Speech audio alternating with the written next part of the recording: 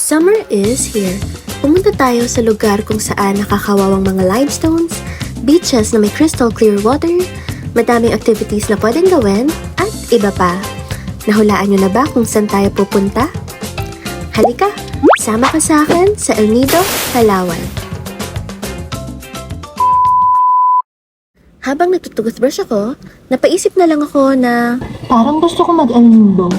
Kaya naman, naghanap ako ng flight via Cebu Pacific, nag-book at nag-impake.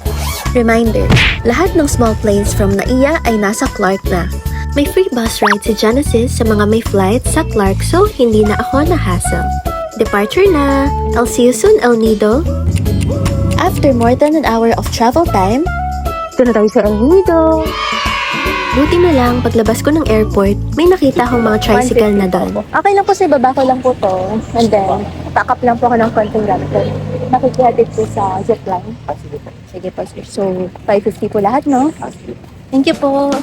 At ayun, si Sir ang magiging service natin. From Leo Airport to Outpost Hostel, I paid 450 pesos. Nag-drop lang ako ng bag ko sa hostel since 2 p.m. pa ang check-in. Then, from Outpost Hostel to the zipline area, I paid 150 pesos. Tipid tips. I think mas makakamura kayo if marunong kayo magmotor dito sa El Nido. Iisip tayo ng way para hindi masyado mapagod pa kaya. So, patalikod ako naglalakad. Muntik pa ako maligaw dito, grabe. Pero eventually, nakita ko din yung zipline area. First time ko mag-zipline, my God. Dahil natakot akong hawakan yung phone ko kasi baka mahulog, si Kuyang nag-a-assist dito yung pinaghawak ko. Next time, mas confident na ako. Promise.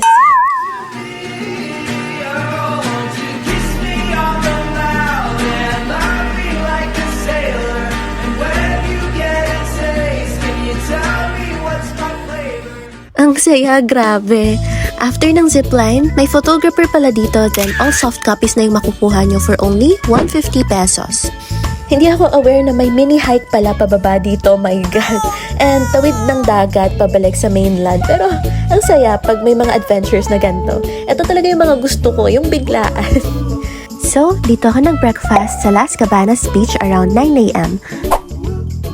Hi! So, nandito tayo sa Las Cabanas Beach. Ang init! So, currently it's 9:17 and ayan, tirik yung araw. And then, banda dun pa yung accommodation ko, yung outpost. Kaya, mukhang mauubos natin yung yung sunblock. I bought their plated breakfast and mango shake. Medyo matagal akong tumambay dito kasi inaantay ko din yung check-in ko sa accommodation, which is strictly 2 p.m. pa. Around 1:30 p.m., bumalik na ako sa hostel and nag-freshen up. Sobrang ganda ng sunset dito sa hostel and napaka-social ng environment. May mga pakulo sila everyday and today is karaoke night. For early dinner, I ordered nasi goreng worth 380 pesos and coffee for 200 pesos. Then, nanood ng sunset. Tapos na yung sunset. So, ano ba mga ginawa natin today? Nag-zipline lang ako and then nagpunta sa Las Cabanas. Sobrang init. Kasi nag-check-in sa accommodation. Then ayun, nanood ng sunset. Bukas, tour naman natin. After that, nag-stay na lang ako sa hostel ko for the rest of the night. Good night! Good morning! So currently it's 5:27 and nandito tayo sa parang view deck ng outpost. Husta. Siya. See you later. Our day 2 will be fun. Magtutour tayo today. Yay! I chose Tour C kasi hindi ko din alam if bakit actually. Nagbook ako ng tour sa Leatherback worth 1,400 plus environmental fee for 400 pesos. Pinik up ako sa accommodation ko around 8 a.m. Then, nag-start yung tour ng 9 a.m. Bakit magaganda yung kasama ko? Nako, si Kuya talaga, nambobola pa. So, ayun, umakyat na kami sa boat, then may konting briefing, tapos aalis na kami. Yay! Kahit nasa boat pa lang, enjoy na ako sa sceneries. Iba talaga yung ganda ng view dito sa El Nido. Apaka-distinct ng mga limestones. Then, may 5 destinations kaming pupuntahan for today and ang first stop ay ang Helicopter Island. Tinawag siyang Helicopter Island dahil sa shape niya. May snorkeling and swimming area dito, pero ako, picture lang ako for the cloud. Ayan. Eme, we stayed here for around 40 minutes, then pumunta na kami sa next destination, which is the Secret Beach. Dito na tayo sa Secret Beach. Ang ganda. Punta tayo doon. Ito, nag-enjoy ako masyado dito. Kasi para makapunta ka sa hidden beach, kailangan marunong ka lumangoy. Hindi ako marunong. So, isa ako sa hinigit ng boat guide, papasok. Sino ba namang hindi ma-amaze sa gantong view, diba? Imagine nyo, may secret beach na ganto.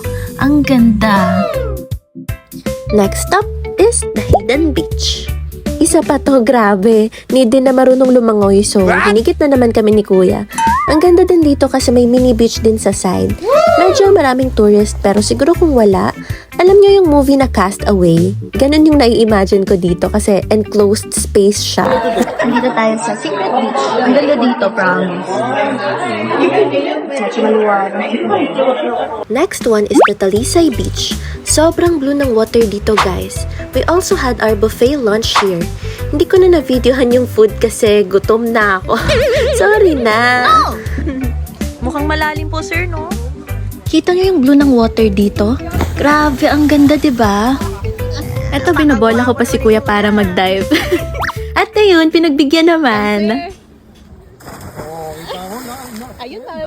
Last one is the Matinloc Shrine. Private property to, so you have to pay 200 pesos to enter. Ako, since satisfied naman na ako sa mga nakita ko and medyo pagod na din, nagstay na lang ako sa boat. Around 3 p.m., bumiyahe na kami sa mainland and habang nasa biyahe, nakipagtsikahan pa ako kay Kaloy na nakilala ko lang dito sa tour. I miss you, Kaloy! See you soon! Mga 4 p.m., nakarating na kami sa mainland. Nakakabitin! Grabe, ang ganda! Kuya, bye-bye! TikToker yan. Galangin mo yan. TikTok. Kunwaring TikToker. Bye, Kuya! Dito na tayo! Tapos na yung tour!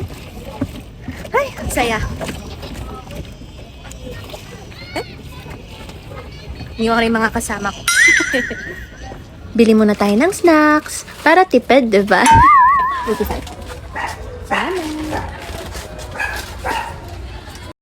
Sumakay ako ng tricycle from town proper to outpost worth 150 pesos ulit.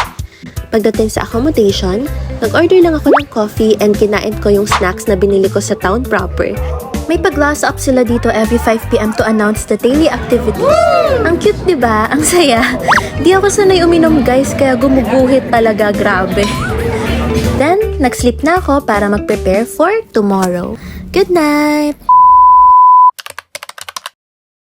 Sa day 3 natin, lilipat na tayo ng accommodation malapit sa town proper.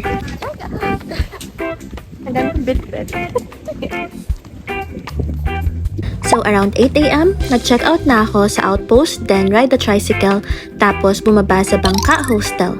2 p.m. din yung check-in, so nag-drop lang ako ng bag ko, then nag-breakfast na tayo sa Scape Skydeck El Nido. For 600 pesos, naka-buffet breakfast ka na with picturesque view. Sobrang worth it kasi usually around 500 pesos yung plated meals dito. Cheerio!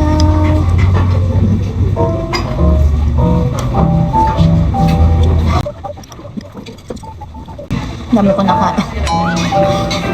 After eating, nag-change lang ako ng clothes and then nag-canopy walk na ako. I booked this one via Klook app worth 450 pesos. Akala ko simple lang to pero medyo challenging pala, guys. So, this is the starting area of the canopy walk, guys. So, that is 15 meters rock area. Malalim, oh my gosh. This is scary. Okay, let's go. 4 minutes. Ang ganda-ganda ng overlooking dito sa taas. Medyo mainit nga lang kasi around 12 p.m. pa nito. May photographer pala dito sa taas. Then, para makuha mo lahat ng soft copies, you have to pay 500 pesos. Kuya, sama ka to sa video ko. Ano pangalan niyo po, kuya? Levi po. Levi. After mag-picture, nag-hike na kami pababa. Ang thrilling guys, grabe. Every gala ko, gusto ko talaga lagi na dumadaan ako sa church. Ang init nga lang kaya hindi ako nakatagal and bumalik na ako sa hostel. Tapos nag-wait ng check-in. Ang ganda ng room ko dito kasi beachfront siya. I'll make another video for this one for more details. Hi guys!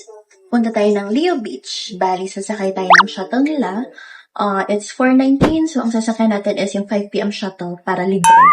Then, by 7 p.m., ayun, shuttle ulit. Ciao!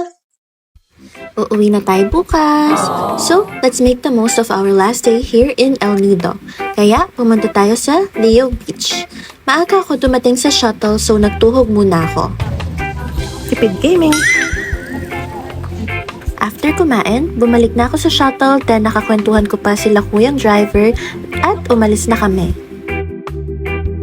After around 15 minutes, nakarating na tayo sa Leo Beach. Nandito na tayo sa Leo Beach. Grabe, sobrang na-inlove ako sa sunset dito. Dito ko nasabi sa sarili ko na babalik ako dito and maglalaan talaga ako ng time para sa Leo Beach. Kasi nakaka-inlove yung sunset. Ang perfect ng water, ng waves, ng sceneries, lahat. Ang ganda dito sa Leo Beach, grabe. Ang perfect ng sunset, oh. Sana pala, pumunta na ako doon nung nakaraan. Around 6 p.m., sumakay na ulit ako ng shuttle kasi magdidilim na. Pagdating sa city proper, nag-ikot-ikot lang ako dito kasi may night market pala. Ate, how much po sa ref magnet po? Tatlo 200, tatlo 100. Sa wallet po? 300, 12 pieces. 300 po po. Hindi, lahat na. 300 po ito. Pero Saan daw pa? Bumili ako ng pasulubong and dinner tas bumalik na ako sa accommodation ko. Feeling ko maaga pa so naglakad-lakad muna ako sa labas. Ang ganda talaga ng El Nido kahit gabi. Parang Boracay din pala dito kasi may long stretch of seaside, tapos may mga restaurants and bar. Nung napagod na ako, bumalik na ako ulit sa accommodation then nag-prepare na ako ng gamit for tomorrow. Good night! Hi guys, good morning. So, pauwi na tayo mamaya. Ang flight natin ay Puerto Princesa. So, aalis tayo sa El Nido ng 9 a.m. Pero, 8 a.m. pa lang mag-check out na ako dito. Nag-prep lang ako and then tara, labas muna tayo.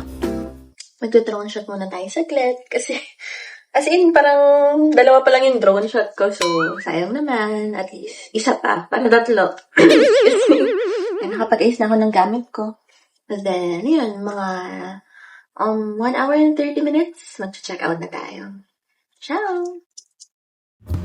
Ang ganda-ganda talaga dito sa El Nido. Kita nyo naman yung view dito. Busog na busog talaga yung eyes nyo, diba? Paalis na tayo. Ayan. Naka-prep na yung bag ko. Maaga ako aalis sa fourth day kasi sa Puerto Princesa pa yung departure ko. So, from El Nido, 5 hours away pa. Ayun, 9 a.m. yung bus. So, mga 7:45 ako alis sa accommodation. Walk ako ng mga 15 minutes. And then, I think may mga stopover pa kasi bibili ako ng mga snacks. Kasi 5 hours yung biyahe. Ay, ayoko umalis. Pumaba. Check out na po. Ito po, wala, ano na po, okay na po yan. Sa mind. Saan pa pala, ma'am, yung cherry bus? Kurong-kurong. So, mag-tricycle po kayo, ma'am. Tricycle. Apo. Malayo po yun, hindi po kaya lang. Kung lalakarin, kung mabilis ang lakad mo, mga 10 to 15 minutes. Maaga pa naman. Okay. Lakad na. Anong oras yung flight mo? Ay, flight pala, bus pala. 9 po. 9. Pa, yes. Aga pa naman. I-explore mo na lang yung doon sa huling, mo. Yes, kaya nga po. Nag-vlog ka, ma'am? Hindi po, nagbe-video. Oh, hi. Nasama ko to sa video ko po. Okay na yan, di ko na-edit. So, I'll show you the raw footages of my adventure going to the Cherry Bus Station. POV ng solo traveler. Ayan, laki-laki ng bag ko. Dito tayo sa city. Papunta na tayo ng Cherry Bus. Ano? Tuwa-tuwa eh. Kasi syempre makakatipid. Ayan, bili tayo ng water. Wow.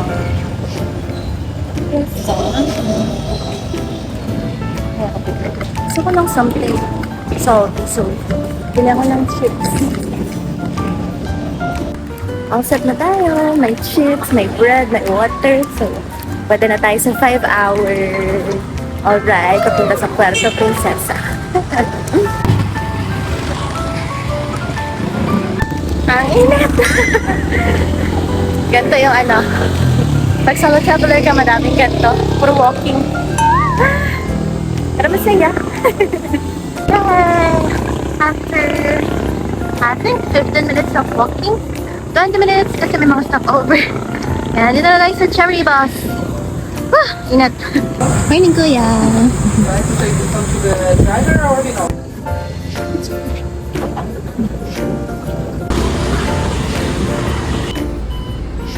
Yay! Successful ang ating mission. So, after 5 hours of travel time to Puerto Princesa, nandito na tayo sa Puerto Princesa. Bali, dito tayo magde-depart to Manila. Puerto Princesa, arrival pala dito. Okay.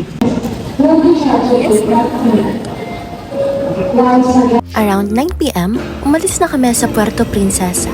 And then, 10 p.m. kami nag-land sa Manila. Sobrang sponty ng trip na to. Pero hindi ko inakalang magiging ganito kaganda ang adventure na dadalhin ko pa uwi.